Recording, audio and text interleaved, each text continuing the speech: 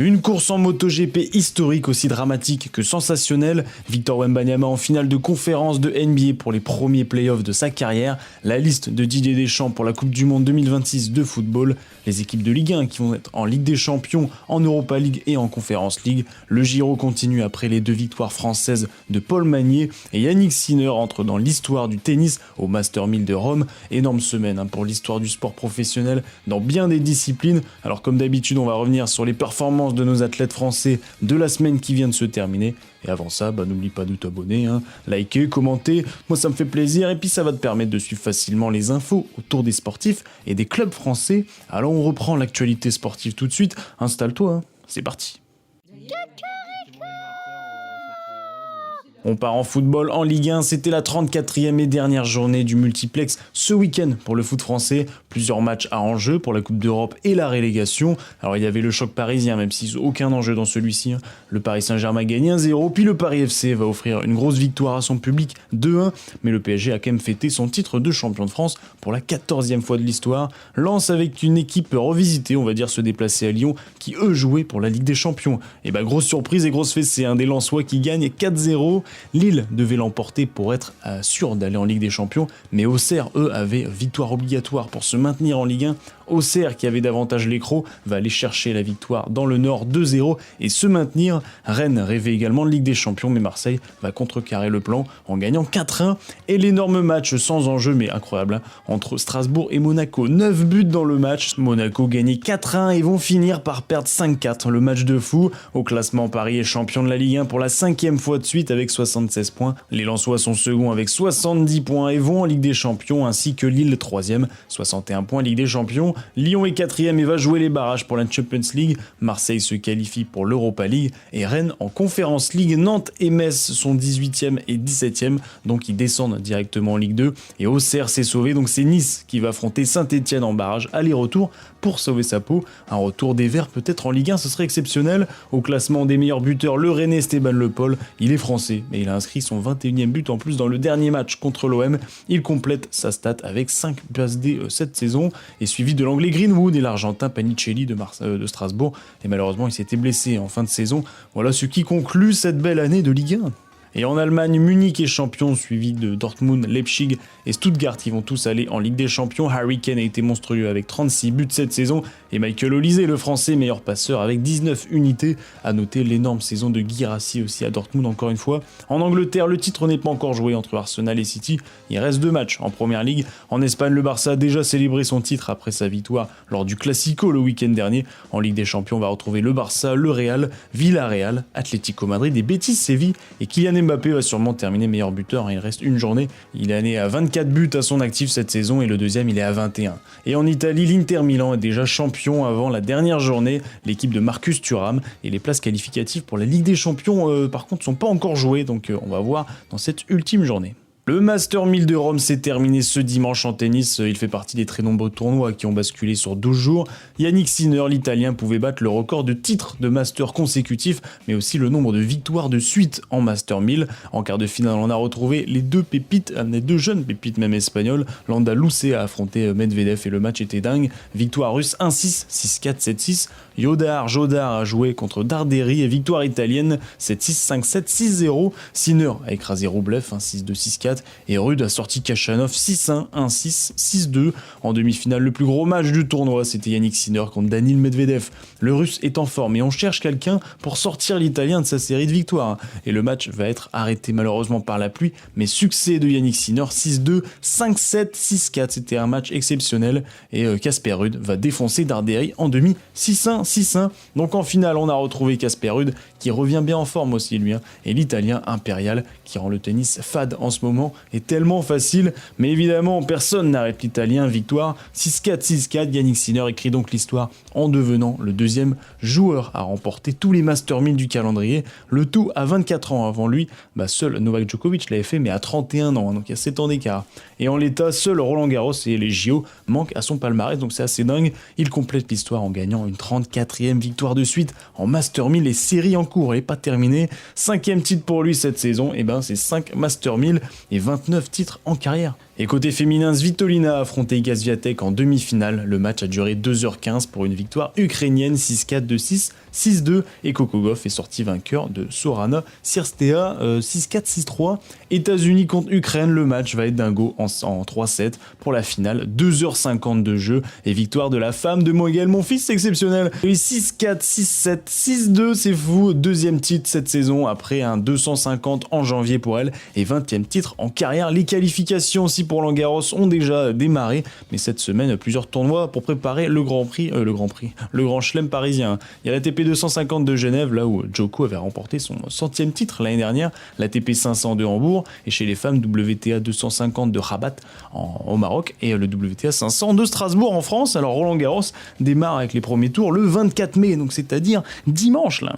On part en basket pour la NBA, on connaît les finales de conférence en NBA, l'équivalent des demi-finales en gros. On commence avec les affiches à l'ouest. Oklahoma a défoncé les Lakers, Los Angeles, et ils attendaient leur adversaire entre San Antonio et Minnesota Timberwolves, qu'ils avaient gagné 4-0. La rencontre était folle entre les deux et ça faisait 2-2 dans la série. Puis les Spurs se sont chauffés pour terminer le boulot. 4-2 score final. Et les affiches à l'est, c'est Détroit qui affronte Cleveland. On attendait le match 7 entre les deux équipes cette nuit. Cleveland a eu la première balle de match à 48 heures sans succès. Détroit s'est réveillé et a forcé le Game 7. Et cette nuit, le match n'aura pas lieu tant la fessée était impressionnante. Victoire 125-94 de Cleveland. Et oui, qui réalise un énorme match. Surtout Mitchell, Mobley et Allen étaient incroyables. Les Cavs ont donc en finale de conférence Est.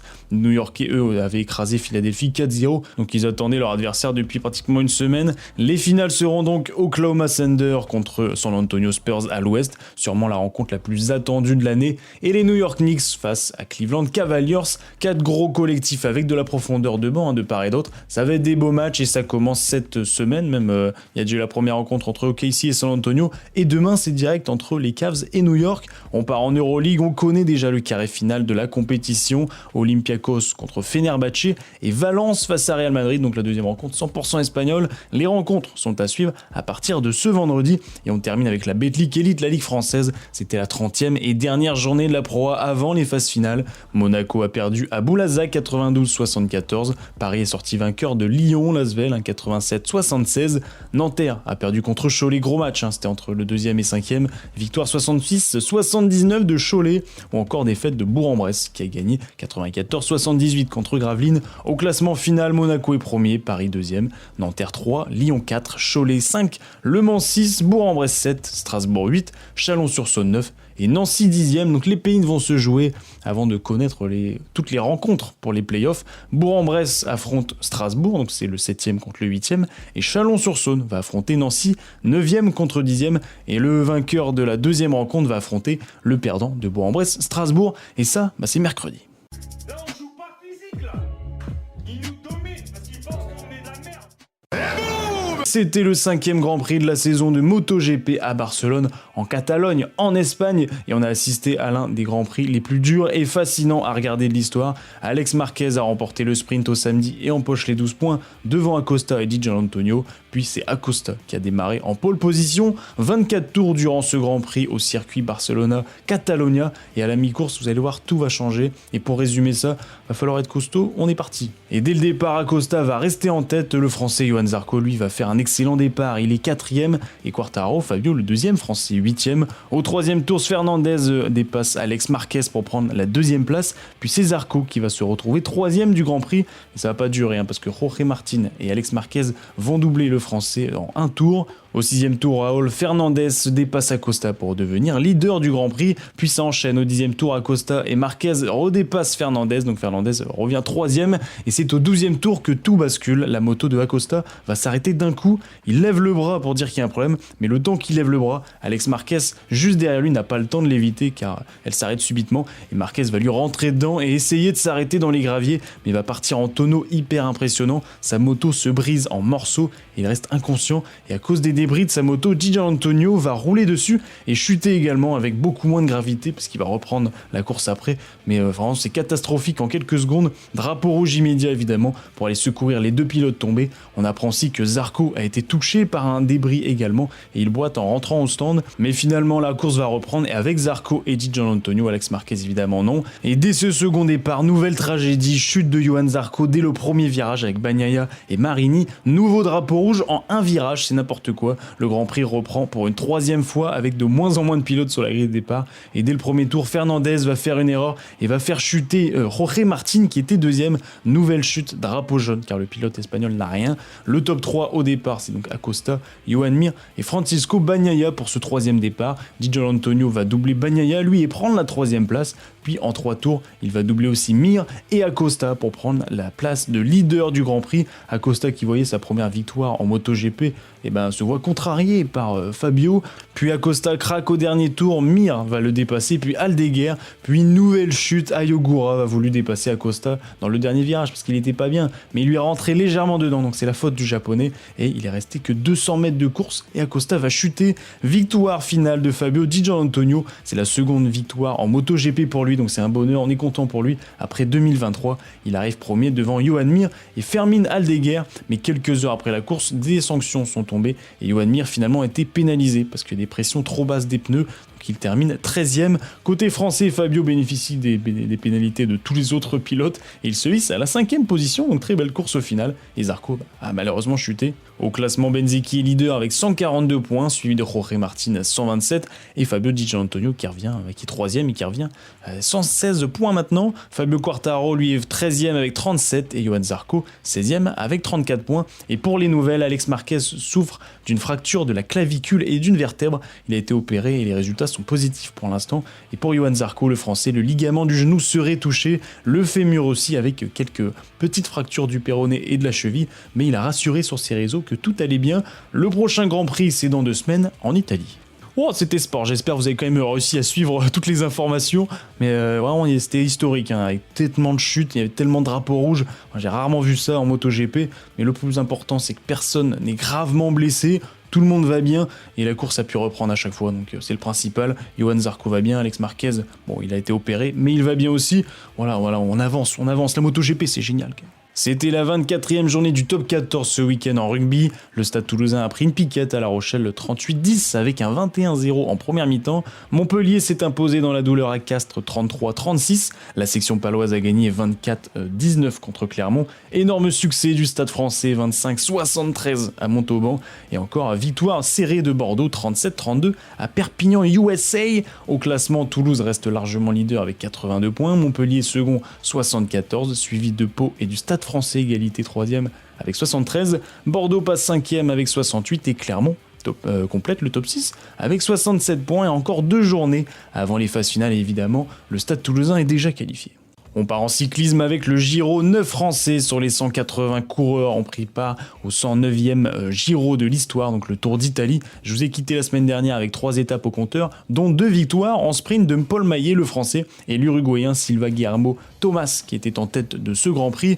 L'étape 4, Jonathan Narvaez, le champion d'Équateur, remporte la course en sprint. L'étape 5, c'est l'étape la plus folle depuis ce début de Giro. Ça fait longtemps que je n'avais pas vu une étape aussi folle en cyclisme. Le combat, c'est entre Arrieta et Eulaliu. Alors retenez bien ces 2 prénoms. Les conditions, en tout cas pour la course, elles sont terribles. Les conditions pluvieuses exceptionnelles. Les 2 coureurs, ils sont partis en tête. Ils étaient que 2. Arrieta chute à 13 km de la fin. Puis chute de Eulaliu à 6 km de l'arrivée. Les 2, on dirait qu'ils veulent pas gagner. Arrieta revient donc sur le Portugais, mais les 2 vont terminer la course, on se dit. Puis à 2 km de l'arrivée, Arrieta se trompe de route et Eulaliu va prendre de l'avance pendant que l'autre essaie de faire demi-tour pour essayer d'aller rattraper Eulaliu. Puis à 100 mètres de l'arrivée, Arrieta finit par le rattraper, il rattrape Eulaliu et au sprint, c'est Arrieta qui va remporter l'étape. C'était dingue à voir sous la pluie et tout, c'était avec toutes les chutes, c'était exceptionnel. Les commentateurs sur Eurosport, ils sont géniaux. Donc franchement, l'étape elle était dingue. L'étape 6 chute dans le dernier virage et c'est l'Italien Ballerini qui l'emporte, tandis que Paul Magnier, pris dans la chute, termine 3e. L'étape 7, Vingegaard a dominé l'ascension du jour et remporte sa première victoire dans le Giro et dans sa carrière dans le Giro, parce que c'est la première fois qu'il gagne au Giro, tout simplement. L'étape 8, Narvaez remporte une nouvelle étape, le champion d'Équateur. Une étape numéro 9, duel entre les deux meilleurs coureurs, Félix Gall, on n'en a pas encore parlé, et Johan Vingegaard. Le Danois va surpasser l'Autrichien et remporte sa deuxième étape dans le Giro. À l'heure actuelle, Afonso Eulalio, le Portugais, est leader du Giro avec 2 minutes 24 d'avance sur Jonas Vingegaard et 2 minutes 59 sur Félix Gall. Le premier français est 7ème, c'est Mathis Rondel qui a 5 minutes 01 du premier. Et le Giro est à suivre toute la semaine et c'est sur Eurosport ou France Télévisions.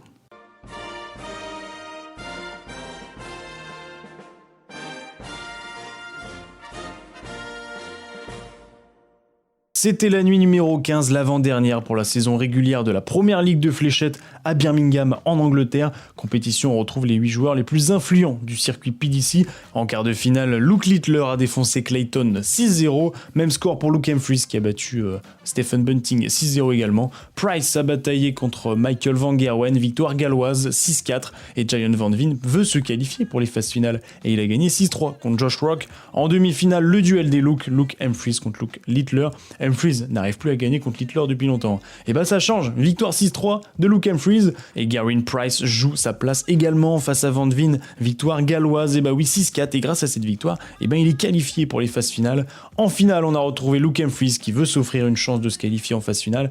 Donc si Price est gentil, il laisse Humphries gagner, les deux sont qualifiés. Mais bon, lui a quand même envie de gagner. Et ben quand même c'est victoire anglaise 6-4 dans un gros match. Luke Humphries remporte sa première nuit dans cette première ligue 2026. Il disait avoir changé son lancer aussi et ses ailettes, et ben il est revenu à ses anciennes et ça a fait la différence en tout cas cette semaine. Au classement, Littler est en tête avec 41 points, Clayton second 34, Price est sur le podium 24 points et Humphries a le même nombre de points, 24 points, et les 4 là sont qualifiés parce que Michael Van Gerwen a 18 points donc c'est pas assez, Giant Van Veen 18, Stephen Bunting 13 et Josh Rock 8 points. Donc voilà, on connaît déjà nos 4 qualifiés pour les phases finales, mais la dernière nuit va avoir lieu, la nuit numéro 16, ça sera jeudi à Sheffield en Angleterre. Les playoffs de la meilleure ligue de hockey sur glace ont continué cette semaine, la NHL, la National Hockey League. Les quarts de finale sont en cours, même si déjà 3 rencontres sont terminées. Au départ, 3 équipes canadiennes contre 13 américaines. Seule une équipe canadienne a passé le premier tour, c'est les Canadiens de Montréal,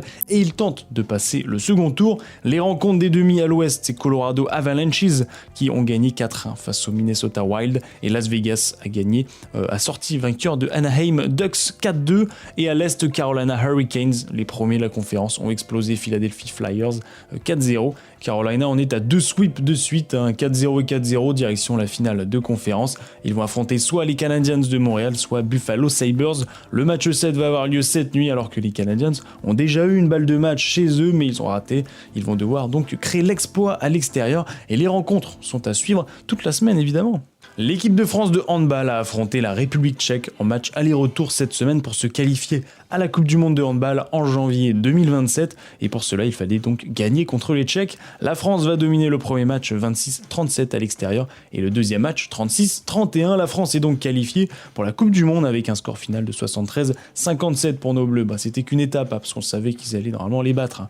Et les prochaines rencontres pour la sélection, ça sera en novembre pour l'Euro de handball, et ça c'est beau. On termine par la meilleure partie, les infos rapides. Antoine Griezmann a dit adieu à l'Atlético Madrid après la dernière journée de la Liga. Dans la rencontre de l'Atlético Madrid face à Gérone, les Madrilènes ont gagné 1-0 et ont plongé Gérone en Liga DOS, mais la fête était après le match et plutôt avec les larmes. Une ovation du stade pour l'un des meilleurs joueurs de l'histoire du club, puis une vidéo pleine d'émotions avec des larmes pour tout le monde. Antoine, Diego Simeone l'entraîneur, le public, les coéquipiers, un hommage fabuleux pour le joueur français qui s'envole en MLS aux États-Unis pour jouer à Orlando. Alors merci Grisou, merci pour tout.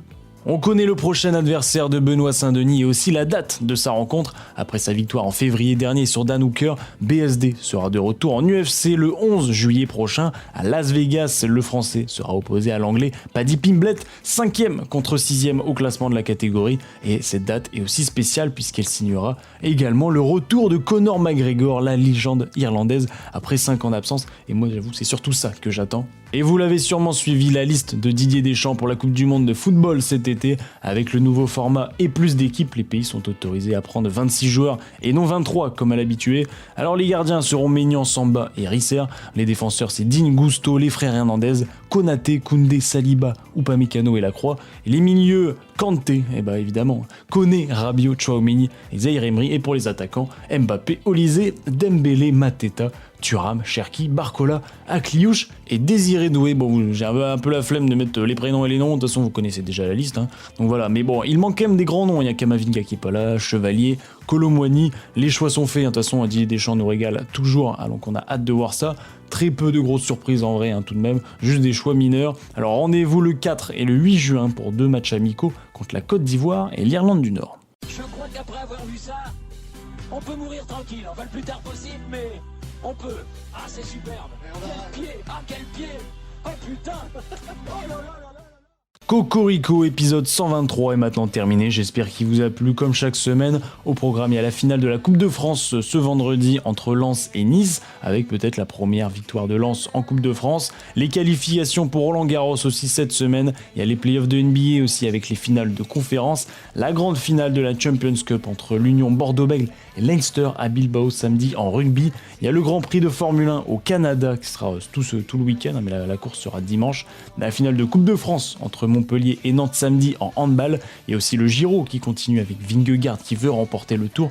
Évidemment la première ligue de fléchettes jeudi, ce sera Sheffield sur l'équipe 21, ainsi que tous les championnats français, le top 14, le football, le basket, le hockey sur glace, le ping-pong, il y a plein de choses à chaque fois. Mais n'oubliez pas, c'est bien de regarder le sport, mais c'est mieux de le pratiquer comme d'habitude. On pratique le sport, on fait du bien à son corps. Et je vous rappelle que ce week-end, normalement, il fait beau, donc allez-y, on va sortir. Et au moins une petite marche, la petite marche dominicale comme d'habitude. En tout cas, je vous souhaite une bonne journée, une bonne soirée, une bonne ce que vous voulez. À la semaine prochaine, évidemment. Au revoir. Ça veut dire Cocorico ? Caca.